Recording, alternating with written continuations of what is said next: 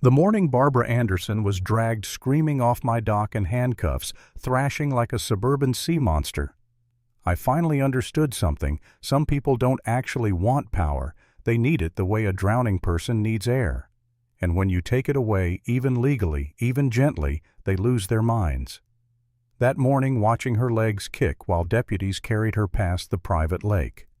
No HOA access sign she once tried to rip out of the ground, I thought. How the hell did my life end up here? And the truth is, it all started long before the arrest, long before the dock, long before the screaming. It started the first day I moved in. I had just bought what I truly believed was my dream home, 1547 Willow Creek Drive. A beautiful, quiet 3-bedroom colonial set on a gentle slope with a wraparound porch and a view of the most peaceful lake you could imagine. I'd saved for years, worked extra shifts, skipped vacations, all for a place exactly like this. And the best part? It sat 50 feet outside the boundary of the Greenwood Heights Homeowners Association. I checked the surveys 3 times before signing. No HOA, no committees, no random Karen telling me what color mailbox I needed to have. Just me, my porch, my lawn, and my lake view. At least that's what I thought. Because on moving day, when the U-Haul was still half full and I hadn't even found my coffee maker yet, the doorbell rang. I opened it, and there she was, Barbara Anderson. Mid-50s, steel gray hair pulled back so tight it probably lifted her eyebrows. Navy blazer, thick leather portfolio tucked under her arm. She stepped into my foyer without waiting to be invited, like she owned the place. "Welcome to Greenwood Heights." "Eric Thompson," she said, reading from her papers like she was announcing a royal decree. "I'm Barbara Anderson, president of the Homeowners Association. Now, I know your property technically falls outside our official boundaries, but that's really just a technicality. You're part of our community, which means you'll need to follow our guidelines and sign these documents." I stared at her, then at the stack of forms she was shoving at me. Architectural review agreements, landscape standards, seasonal decoration rules. I couldn't help laughing, thinking this was some kind of welcome committee prank. "I appreciate the introduction," I said, keeping my tone gentle, "but I bought this house specifically because it's not part of your HOA. I'm not joining. My property, my rules." Her smile froze. "You know that look dogs get right before they growl?" "Yeah, That's an incredibly selfish attitude," she said, voice dipping into disappointed teacher mode. "We have community standards here. Property values depend on cooperation. Your neighbors expect respect for our shared values." Shared values. That phrase. It was like she was reciting a cult chant. That conversation should have ended there. Instead, it was the match that lit 6 months of hell. Within 48 hours, fake violation notices began showing up in my mailbox. Printed on HOA letterhead, even though I wasn't part of their HOA. Mailbox color, not in compliance. Lawn edging irregular. Driveway usage inconsistent with community expectations. She even took photos of my house and posted them in neighborhood Facebook groups with captions about declining standards. She never named me, but she didn't need to. Everyone knew whose house she meant. Neighbors I hadn't even met yet started glaring at me like I was personally lowering their property values. One morning I stepped outside for my newspaper, and there she was standing on the sidewalk holding her phone up, recording me like I was a dangerous animal. She didn't even pretend to hide it. She wanted a reaction. She wanted footage of me losing my temper. She smirked while filming me walk across my own lawn. That was the morning I realized this wasn't normal. This wasn't annoying. This was harassment, and it wasn't going to stop. I went inside, sat at my kitchen table with a notepad, and started making a list. If Barbara wanted documentation, I could do documentation. If she wanted to play petty little power games, okay, I could play games too. But instead of going after her, I went after the truth. I pulled up county property records, zoning documents, survey maps, anything I could find about the neighborhood's history. I wanted ammunition I could use to protect myself. I wanted leverage. And that's when I found it. Or rather, stumbled into it. The lake. The beautiful, glassy, peaceful lake I saw every morning from my porch. The lake the HOA bragged about in their brochures. The lake they charged membership fees for maintaining. The lake Barbara used as her personal kingdom. It wasn't theirs, not even close. According to deed records, the entire 15-acre lake was privately owned by an 83-year-old man named Robert Patterson. He'd inherited it in the late 70s. The HOA had been using it for decades only because no one ever told them they couldn't. My hands shook a little as I dug deeper. If I was reading this right and I checked it 6 times, the lake didn't belong to the HOA, the county, or the state. It belonged to one guy. One guy. And if that one guy wanted to sell it, he could sell it to anyone. I called the number listed in the records. Robert answered. His voice was scratchy and warm, the voice of someone who'd lived a full life and seen more than a few things. When I told him why I was calling, he laughed softly. "Well, I'll be damned," he said. "Nobody's asked me about that lake in 30 years. You live on the shoreline, do you?" "Yes, sir," I said. "Right on the water." Another long pause. "I moved away a few years back," he told me. "Arthritis got the better of me. Hard to maintain the place. I've been thinking about selling it. You want to come take a look?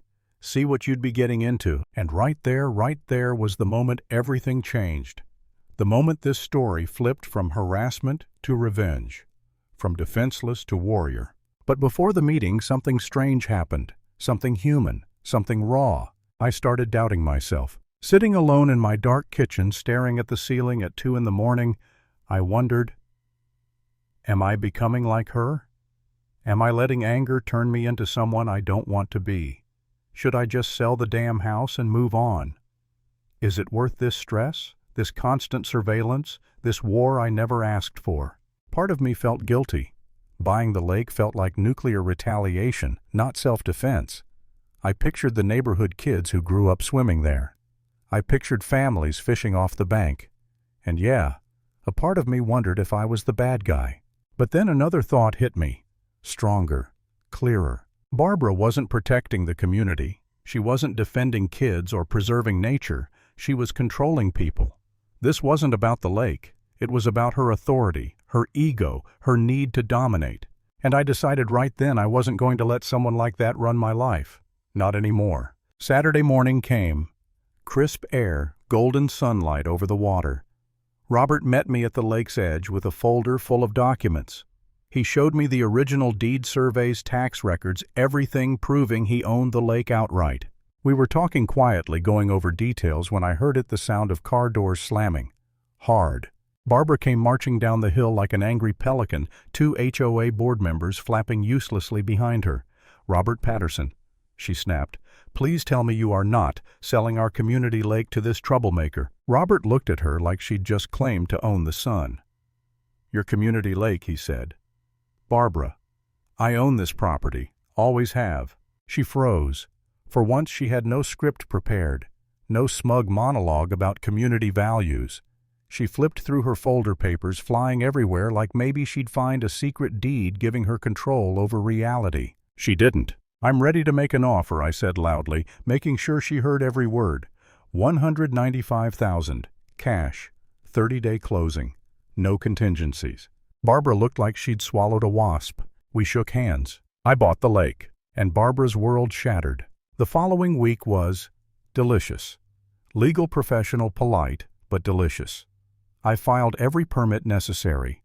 Environmental approval, structural review, water management clearance. I hired the best construction crew in the county, men who built luxury docks for millionaires. And on Monday morning at exactly 7 a.m., they backed their trucks into my driveway. 60 feet of pier, 30-foot extension, covered pavilion, industrial-strength hardware, the kind of dock visible from every lakefront property, including Barbara's living room. She was there within minutes, clipboard in hand, video camera rolling, voice at full screech. "Stop construction immediately," she shouted. "This violates county ordinances." Jake, the foreman, walked over, pulled the official environmental approval certificate off the permit board, and held it right in front of her face. "No, ma'am. Everything's fully permitted." Barbara sputtered like a lawnmower hitting a rock. She called the county, the fire department, environmental services, her mother probably. And every time someone arrived, they took one look at the paperwork and gave us the thumbs up. By noon, the pilings were driven deep into the lake bed, 12 feet of foundation under each one. By afternoon, the frame stretched across the water like the skeleton of a small marina. Barbara's rage grew louder, her arguments less coherent, her crowd of supporters smaller every day. On Wednesday, she brought 3 HOA board members to confront the illegal project. They looked mortified. She paced back and forth shouting about environmental destruction while Jake hammered decking boards behind her. By Friday, the dock was complete. Beautiful, sturdy, permanent. And that's when the signs went up. Private property. No trespassing. Lake access by permission only. No HOA authority beyond this point. And my personal favorite, one custom-made metal sign facing directly toward Barbara's house. Barbara Anderson is prohibited from this property. She saw it from her window and practically teleported across the yard with a crowbar. I watched from the dock as she swung at the sign like she was trying to defeat a medieval enemy. The crowbar bent. The sign didn't move. I warned her she was trespassing. She screamed that my signs were illegal harassment. The county inspector came the next day, checked the measurements, took notes, and said, "Everything's perfectly legal." Barbara watched from behind her blinds as her last sliver of hope evaporated. Saturday, she staged a community rally in the park. About 20 people showed up with handmade signs. She stood at the front with a megaphone and screamed about public resources and community oppression. I sat on my dock sipping iced tea, waving politely. When neighbors asked her to show proof the HOA owned the lake, she couldn't. When someone asked why they hadn't bought it themselves, she stuttered. One by one, people drifted away, until she was alone. 3 days later, at exactly 6:37 a.m., Barbara snuck toward my fence wearing dark clothing and carrying wire cutters. She cut a hole, stepped through, and marched straight toward my dock like she was reclaiming stolen territory. She didn't know I had motion sensors, cameras, audio recording. I called the sheriff. Deputy Morrison arrived. Calm, professional, ready. "Ma'am, you are trespassing. Please step off the dock." "I'm not trespassing," she screamed. "This is community property." He repeated himself. She refused. She sat down in protest. She demanded a supervisor. She demanded the county commissioner. When he told her she was under arrest, she began flailing, shouting about conspiracies and corruption. Backup arrived. They cuffed her. She kicked. She shrieked. She insisted she knew lawyers. She accused the deputies of oppression. Neighbors came outside in pajamas watching their once fearsome HOA president get dragged up the slope like a toddler mid-tantrum. The sound of the patrol car door slamming shut was peaceful. 3 weeks later, I heard she resigned from the HOA. Financial irregularities came out. Complaints from other residents surfaced. Her entire fabricated empire collapsed. And me, I didn't celebrate. I didn't throw a party. I didn't dance on my dock. I just stood there looking over the still water, listening to the quiet, feeling the weight finally lift. And I realized something simple. Some battles you don't choose, but you damn sure can choose to finish them. Sometimes the only way to deal with a bully is to take away the thing they were never entitled to in the first place.